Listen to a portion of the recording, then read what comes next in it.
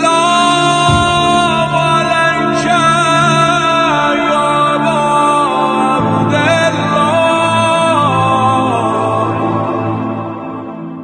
ہم مولا کا انتظار کر رہے ہیں، مولا ہمارا انتظار کر رہے ہیں۔ ایک شخص کہتا ہے کہ اتنے سارے علماء ہیں، اتنے سارے مجتہدین ہیں، 313 تو ہو گئے ہوں گے، مولا ظہور کیوں نہیں کرتے؟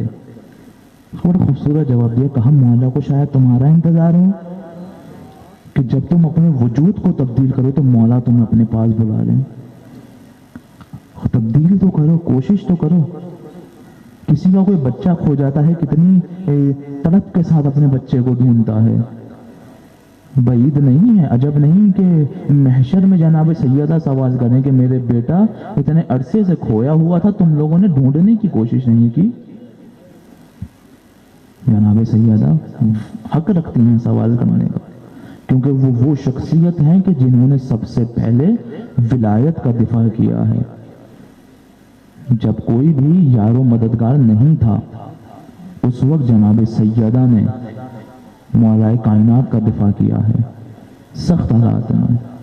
میں کبھی مقتل پڑھتا ہوں تو مجھے سمجھ نہیں آتی کہ مولا کائنات زیادہ مظلوم ہے یا امام حسین زیادہ مظلوم ہے، کس کی مصیبت زیادہ سخت ہے، اور کس مرد کی غیرت گوارا کرتی ہے کہ گھر میں موجود ہو لیکن زوجہ کو دروازے پر بھیجے۔ اس کے لیے اسلام کی بقا کے لیے۔ اگر آپ تمام مصائب کے اوپر توجہ کریں نا کربلا کے، تو آپ کو ایک ایک شہید کے ایک ایک ظلم الگ نظر آئے گا اور سیدہ کے اکیلے کے مصائب الگ نظر آئیں گے۔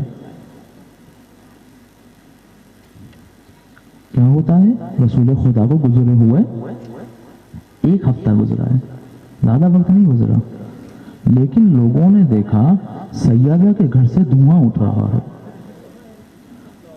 کہتے ہیں کہ کیا سیدہ نے رسول کا غم نہیں کیا، اپنے گھر میں تندور جلا لیا؟ لیکن انہیں کیا معلوم یہ تندور کا دھواں نہیں ہے بلکہ سیدہ کے در سے دھواں اٹھ رہا ہے۔ اگر اس وقت سیدہ کے در کو نہ جلایا جاتا تو کربلا میں ممکن نہیں تھا کوئی خیموں کو آگ لگائے۔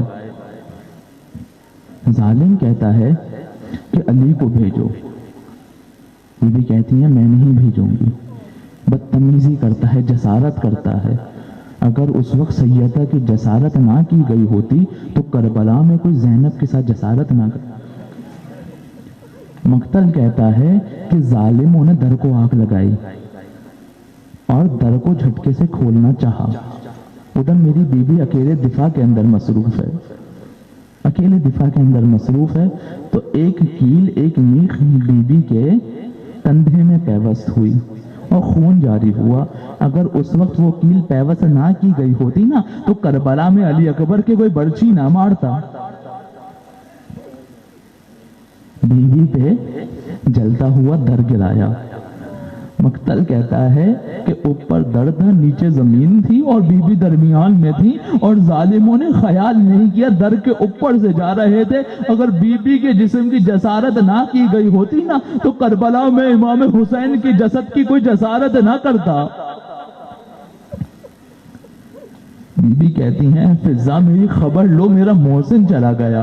اگر جناب محسن کو شہید نہ کیا گیا ہوتا تو کربلا میں حضرت علی اصغر کو کوئی تیر نہ مارتا۔ ظالم اندر داخل ہوتے ہیں، مولا کائنات کے گلے میں رسی کو باندھتے ہیں اور کھینچ کر لے کر جاتے ہیں۔ بیوی مولا کے دامن کو تھام لیتی ہیں، جانے نہیں دے رہے ہیں۔ اس وقت ایک ایسا ظلم ہوتا ہے جو تاریخ نے کبھی سوچا نہیں تھا۔ غلاف شمشیر سے بیوی کے بازوؤں پر وار کیا جاتا ہے۔ اگر بیوی کے بازوؤں پر وار نہ کیا گیا ہوتا نا تو ممکن نہیں تھا کربلا میں کوئی عباس کے بازوؤں کو قلم کرتا۔ مولا کائنات کو لے کر جا رہے ہیں، اگر اس طرح علی کی گردن میں رسن نہ باندھی گئی ہوتی نا تو ممکن نہیں تھا کربلا میں سید سجاد کی ہوئی گردن میں رسن باندھے۔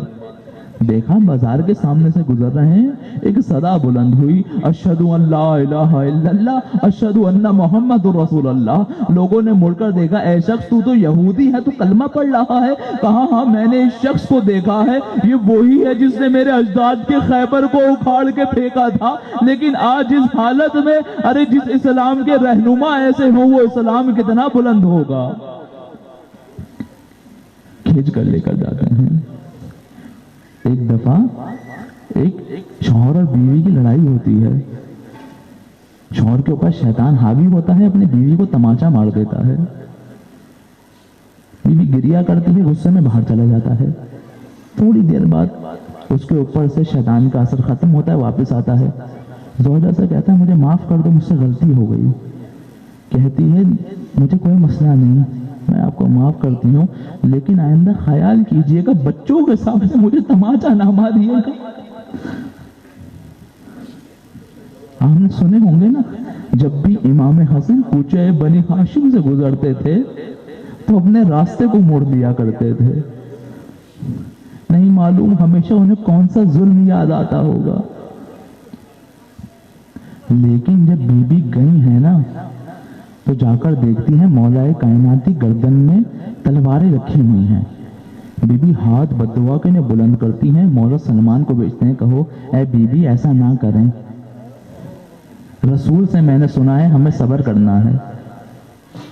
بی بی نہیں کرتی، لیکن مولا کو وہاں سے زندہ واپس لے کر آ جاتی ہیں۔ میں کہوں گا اے بی بی آپ نے بہت مشکل وقت دیکھا، لیکن اپنے ولی کو زندہ تو واپس لے کر آ گئی، لیکن 61 ہجری میں زینب موجود ہے، ارے اپنے وقت کے ولی کو بچا نہ سکی، ارے تلہ زینبیہ سے دیکھ رہی ہے۔ بی بی کے اتنے سخت مصائب ہیں، اس کے باوجود جناب سیدہ کو ام المصائب نہیں کہا جاتا، ام المصائب نہیں کہا جاتا۔ بی بی زینب نے خواب دیکھا، کیا خواب دیکھتی ہیں کہ ایک صحرا میں ہے، تیز ہوا چل رہی ہے، ایک درخت کو تھاما، ہوا کی شدت اتنی تھی درخت اکھڑ گیا، پھر دوسرے درخت کو تھاما اور ہوا کی شدت بڑی، پھر درخت اکھڑ گیا، پھر تیسرے درخت کو تھاما، کہا ہوا کی شدت اور بڑی، پھر درخت اکھڑ گیا۔ پھر میں نے دیکھا کہ ہوا کے جھونکے سے میرے سر سے چادر اتر گئی، میں پریشان ہوئی، یہ کیسا خواب ہے؟ لیکن نانا آئے ہیں، نانا میں نے ایک خواب دیکھا ہے۔ بیٹی کیا خواب دیکھا ہے؟ خواب بیان کیا، آنکھوں سے آنسو جاری ہوئے، کہا اے زینب یہ جو پہلا درخت تھا نا جو اکھڑ گیا تھا، یہ تمہارے بابا علی تھے، یہ جو دوسرا درخت تھا نا جو اکھڑ گیا تھا یہ تمہارے بھیا حسن تھے، اور یہ جو تیسرا درخت جو اکھڑا تھا نا یہ کربلا میں تمہارا بھیا شہید ہوا ہے۔ لیکن نانا اس کے بعد میں نے عجیب منظر دیکھا کہ ہوا کے جھونکے سے میری چادر اتر گئی، اے زینب تو لعینوں کے درمیان ہوگی اور تیری چادر کو چھین لیا جائے گا۔ کہتی ہیں اے نانا جان اگر بھیا نہیں ہوں گے، مولا نہیں ہوں گے تو میرا عباس کہاں ہوگا؟ وقت آیا 28 رجب، مولا مدینے سے نکل رہے ہیں، بی بی آئیں کہ بھیا کہاں جا رہے ہیں؟ کہا بہن کوفے کا ارادہ ہے۔ کہا بھیا میں آپ کے بغیر نہیں رہ سکتی۔ زینب تمہارے شوہر عبداللہ ہیں، عبداللہ کے پاس آئیں، کہا عبداللہ بھیا مدینہ چھوڑ کر جا رہا ہے اور آپ جانتے ہیں میں بھیا کے بغیر نہیں رہ سکتی۔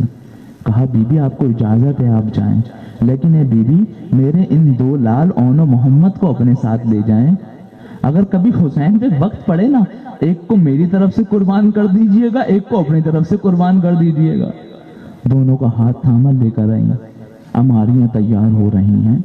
اب ایک وقت آیا مولا عباس کی صدا بلند ہوئی کہ تمام مردوں کو پیچھے کر دیا جائے اور حکم دیا جائے اپنی نظروں کو جھکا لیں۔ سوال ہوا یہ کس کی سواری آ رہی ہے؟ کہا علی کی بڑی بیٹی زینب کی سواری آ رہی ہے۔ میں کہوں گا اے بی بی یہاں تو عباس بھی موجود ہیں، حسین بھی موجود ہیں، اکبر بھی موجود ہیں، ارے قاسم بھی موجود ہیں، ارے ایک سواری وہ ہوگی جو کربلا سے واپس آئے گی، ارے کوئی بھی زندہ نہیں ہوگا، ارے جلتے ہوئے خیمے ہوں گے۔